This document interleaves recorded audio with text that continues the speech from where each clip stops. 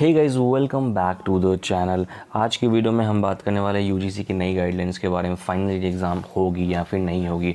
UGC ने एक नई गाइडलाइन दी है कल, जिसमें उन्होंने बताया कि फ़ाइनल ईयर के एग्ज़ाम को लेना कंपलसरी है। क्या है वो पूरी गाइडलाइन, हम इस वीडियो में देखेंगे कि उस गाइडलाइन में उन्होंने क्या क्या चीज़ें बताई है, ऑनलाइन एग्जामिनेशन के बारे में क्या बताया, ऑफलाइन एग्जामिनेशन के बारे में क्या बताया, वो सारी चीज़ें हम इस वीडियो में आज देखेंगे।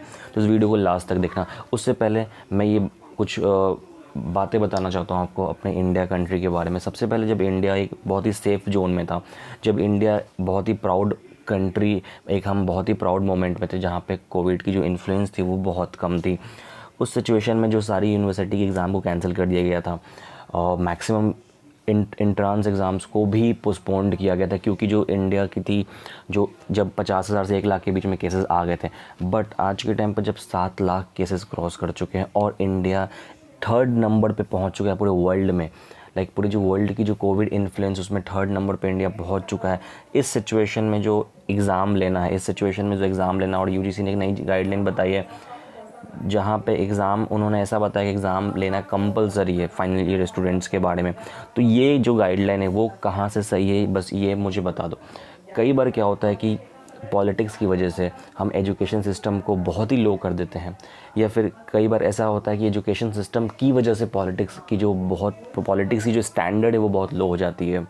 लाइक जब इलिटरेट पॉलिटिशियन आते हैं अपने पार्टीज़ में, या फिर जब इलिटरेट पॉलिटिशियन कुछ डिसीजन लेते हैं जो कि एक एजुकेशन सिस्टम के लिए सही नहीं होती, तो ये एक इकोसिस्टम है जहाँ पे हमें ये देखना होगा कि जो डिसीजन हम ले रहे हैं वो दोनों तरफ से वाइबल हो और फिजिबल हो।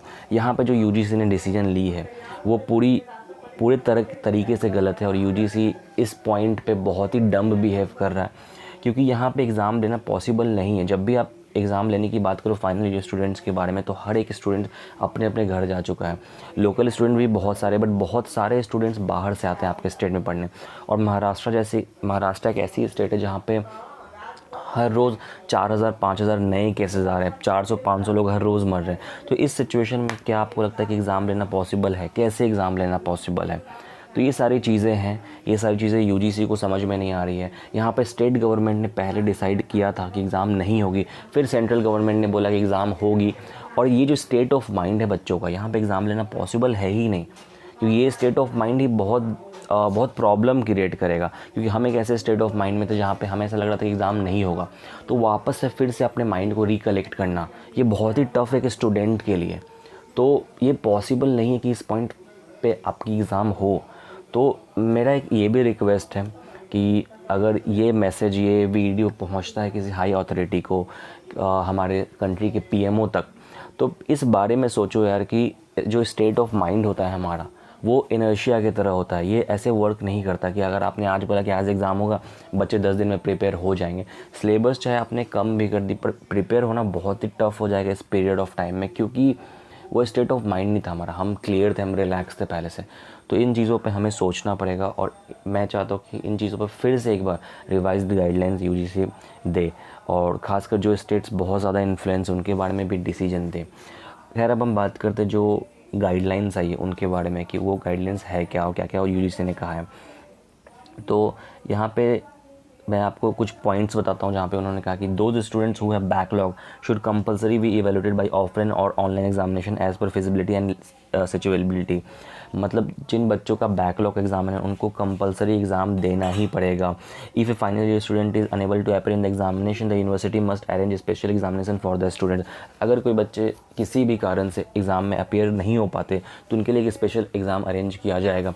यहाँ पे फिर से यूजीसी बहुत ही डम बिहेव कर रहा है कि अगर फाइनल ईयर की एग्ज़ाम नहीं दे पाते हैं और फिर से एग्ज़ाम अरेंज किया जाएगा, तो वो कब किया जाएगा? एडमिशन, सब लोग जानते हैं कि फाइनल ईयर के जस्ट बाद एडमिशन प्रोसेस स्टार्ट होते हैं, तो वो कैसे अरेंज करेंगे फाइनल ईयर एग्ज़ाम को? और जब भी बात आती है एग्जामिनेशंस की, फाइनल ईयर एग्जामिनेशंस की, तो कोई भी स्टूडेंट एग्ज़ाम को छोड़ना नहीं चाहेगा इस पॉइंट ऑफ टाइम पे, और हर कोई एग्ज़ाम को अपीयर करना चाहेगा। तो इस पॉइंट पे हम एग्ज़ाम को छोड़ नहीं सकते हैं। उसके बाद इन्होंने क्या, in case a student of terminal semester final year is unable to appear in the examination conducted by the university for whatever the reason may be, he और she may be given opportunity to appear in the special examination. अगर कोई student नहीं दे पाता तो उसको एक chance मिलेगा special examination में बैठने का। बट यार, अगर एक स्टूडेंट माइंड को देखो, तो अगर बोर्ड ऐसा न्यूज़ निकालती है, अपडेट निकालती है आपकी एग्ज़ाम्स होंगी, तो कोई भी स्टूडेंट एग्ज़ाम छोड़ना नहीं चाहेगा, वो अपने हेल्थ को रिस्क में डालेगा पर एग्ज़ाम नहीं छोड़ेगा, क्योंकि यहाँ पे फाइनल ईयर एग्ज़ाम की बात हो रही है और फाइनल ईयर एग्ज़ाम बहुत ही इंपॉर्टेंट होती है जॉब पर्सपेक्टिव से भी और फिर हायर एजुकेशन पर्सपेक्टिव से भी, तो कोई भी इस एग्ज़ाम को छोड़ नहीं सकता। तो ये सारी चीज़ें हैं। फिर उसके बाद उन्होंने ऐसा बताया कि जो पहली जो चीज़ें आई थी, जो जेई की एग्ज़ाम है, the HRD ministry earlier postpone the JEE and NEET examination, तो इन्होंने ऐसा भी बताया कि जेई और नीट की एग्जामिनेशंस को भी पोस्टपोन्ड किया गया था, पर उसकी भी जो एग्ज़ाम है उसकी भी डेट आ चुकी है, उसकी एग्ज़ाम की जो डेट है वो सितंबर के आसपास उसकी एग्ज़ाम की जो डेट आई है। तो ये जो यूजीसी की लेटेस्ट गाइडलाइन थी ये थी, इसमें इन्होंने कुछ पॉइंट्स को दिखाया था अपने। फिर आगे जो चीज़ों पे पॉइंट आउट करना है वो सारी चीज़ें हैं आगे। ये जो मेन टॉपिक था जो मैंने आपको अभी बताया इस टॉपिक पे कि ये सारी चीज़ें हैं यूजीसी की नई गाइडलाइंस, और उन्होंने कंपलसरी बता दिया है कि जितने भी फाइनल स्टूडेंट एग्जामिनेशन है वो कंपलसरी होने वाले हैं।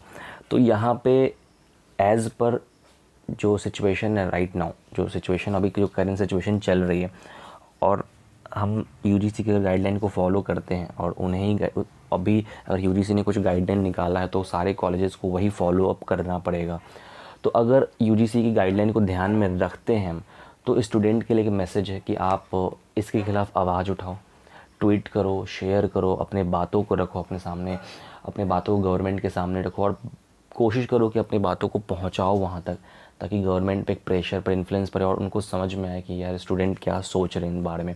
इंस्टाग्राम पे शेयर करो hashtag final cancel final examinations and ऐसी चीज़ें करो ताकि वहाँ तक ये न्यूज़ पहुँचे, अपडेट पहुँचे और ताकि उन पे कुछ प्रेशर पड़े।